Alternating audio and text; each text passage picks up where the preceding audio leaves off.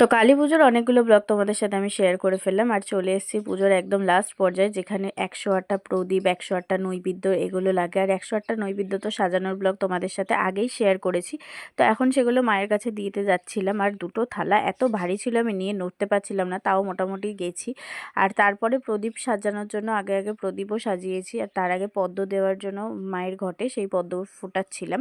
আর ফুটিয়ে 108টা প্রদীপের যে তেলে চুবিয়ে দিতে হয় সেগুলো রেডি করে রাখছিলাম, কারণ এরপরেই দরকার ছিল। আর এই বছরের প্রদীপগুলো এত দাউ দাউ করে জ্বলেছে, আমাদের দুটো প্রদীপ দুদিকে রাখা হয় মায়ের, কিন্তু এবছরে রাখার আর সুযোগটাই পাইনি, এত তাড়াতাড়ি জ্বলে গেছে সব।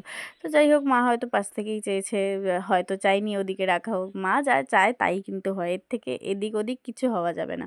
আর এই যে এরমভাবে মাখছি, ভেবো না মুড়ি টুড়ি মাখছি, এটার মধ্যে ছিল যজ্ঞের ওই যে আহুতি দেওয়া হয় সেইগুলো।